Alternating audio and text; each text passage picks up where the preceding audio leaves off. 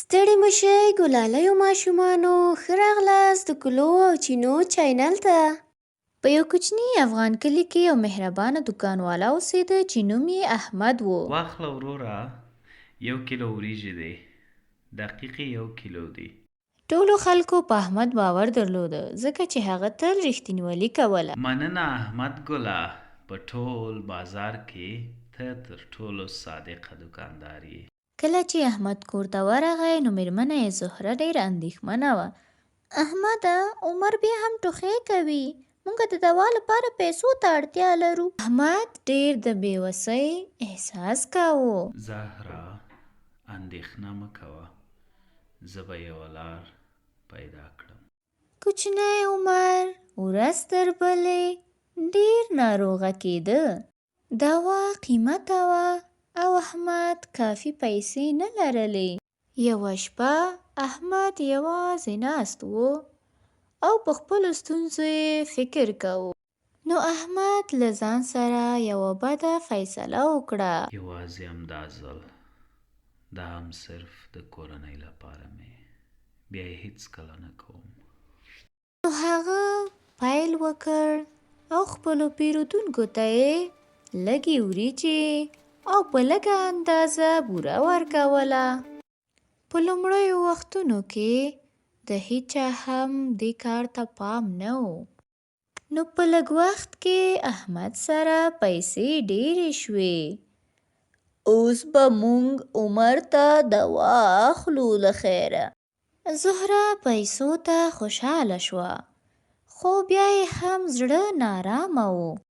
خو د دې پر ځای چې عمر ښه شي، حالت یې نور هم خراب شو او حتی زهره هم ناروغه شوه. د احمد فکر ډېر ګډوډ و او وېرېدلی و.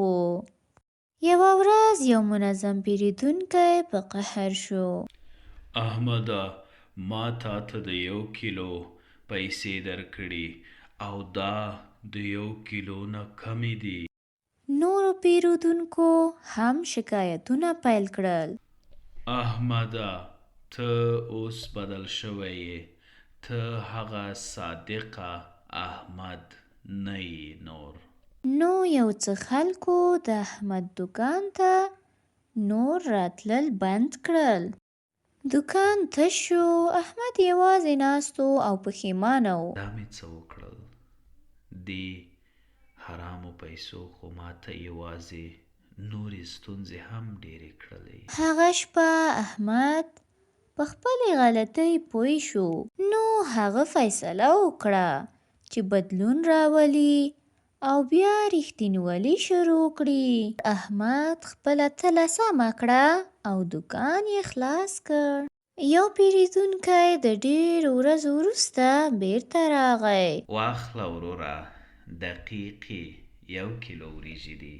اخیستونکی ډېر حیران او خوشحاله شو. د احمد دوکان بیا هم له رښتینو اخیستونکو نه ډک شو. احمد په آرام زړه سره کور ته روان شو. هغه ټوله کیسه زهرې ته وکړه. زهره، ما غلطي کړې وه او له نن څخه وروسته به هېڅکله هم خیانت ونه کړم. زهره په آرامۍ او ویاړ سره مسکېدله. کوچنی عمر هم روغ شو او خوشحاله و. دوی الله ته ډېر شکر ادا کړ چې دا سبق یې ور زده کړ. نو په همدې کې خلکو په احمد دوباره باور پیدا کړ. ټولو خلکو ورته نور هم درناوی کاوه. احمد هر ماښام په آرام زړه سره کور ته روانېد او کورنۍ هم په اتفاق وه، متحده او خوشحاله وه. خیانت لنډمهاله ستونزې هوارولی شي، خو یوازې رښتینولي تلپاتې آرام راولي. رښتینولي تر ټولو غوره دولت دی.